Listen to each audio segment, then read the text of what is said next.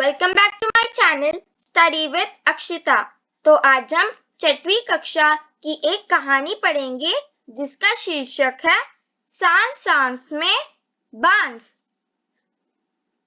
तो इस कहानी की लेखक है एलेक्स एम जॉर्ज और इस कहानी की अनुवाद की है शशि सबलोग जी ने। तो सांस यानी श्वास होता है और बांस यानी बैम्बू। तो अब हम इस कहानी को शुरू करते हैं। हम इस कहानी की सारांश देखते हैं। चंगी चंगलनबा नामक एक जादूगर ने मरते समय लोगों से कहा कि मुझे दफनाए जाने के छठे दिन मेरी कब्र खोद कर देखोगे तो कुछ नया सा पाओगे। लोगों ने उसकी कब्र खोदी। उस कब्र में से बांस की टोकरियों के कई डिजाइन मिले। लोगों ने उन्हें देखकर और कई नए डिजाइन बनाए। बांस भारत के कई हिस्सों में मिलता है।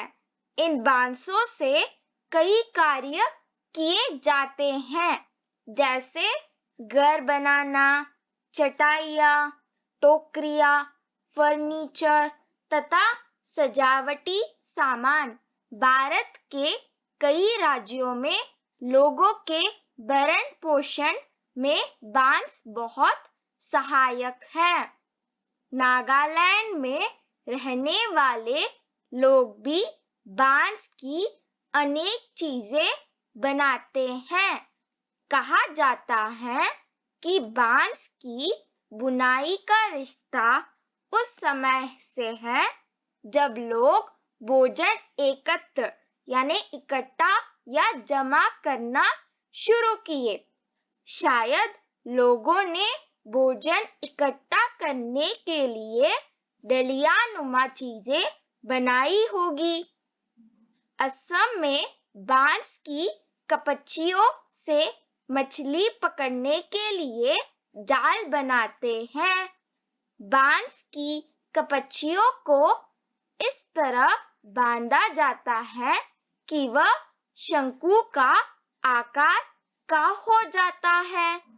इन कपचियों से टोपियां भी बनाई जाती हैं। जुलाई से अक्टूबर तक वर्षा का मौसम रहने के कारण यानी जुलाई से अक्टूबर जो 4 महीने हैं, इन 4 महीनों में बारिश का मौसम होता है, तो लोगों के पास काफी खाली समय होता है और उस समय में वे लोग बांस इकट्ठा करते हैं। 1 से 3 वर्ष तक वाले बांस को काटा जाता है क्योंकि अधिक उम्र वाले बांस सख्त होते हैं और इसी के कारण टूट जाते हैं। तो 3 वर्ष के ज्यादा वाले बांस को इकट्ठा नहीं करते क्योंकि वो बांस बूढ़े बांस होते हैं। बूढ़े बांस और नए बांस की क्या अंतर है? बूढ़े बांस जो 3 वर्ष से ज्यादा होते हैं उन्हें बूढ़े बांस कहते हैं और वे सख्त होते हैं। वे मोड़ने पर टूट जाते हैं और इसको हम आकार नहीं दे सकते, इसलिए बूढ़े बांस किसी काम के नहीं है।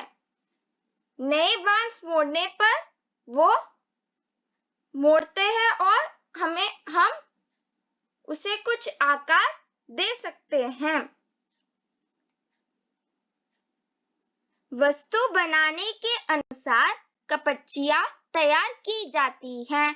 टोकरियों के लिए तैयार की गई कपचियों की चौड़ाई प्रायः 1 इंच से ज्यादा नहीं होती है। पतली कपचियां लचीली होती है। टोकरी बनाने से पहले कपचियों को चिकना बनाना जरूरी होता है। चिकना करने के बाद उसे रंग जाता है। उसे रंगने के लिए प्रायः गुड़हल यानी हिबिस्कस, इमली की पत्तियां आदि का उपयोग किया जाता है। बांस की बुनाई वैसे ही होती है जैसे कोई और बुनाई। चेक की बुनाई के लिए कपचियों को आड़ा तिरछा रखा जाता है। आपने चेसबोर्ड देखा होगा कि वो चेक की तरह कैसे होती है ना? एक एक करके ऊपर नीचे किया जाता है। इस तरह से टोकरी तैयार होती है। तो यही था सांस में बांस की सारांश। धन्यवाद।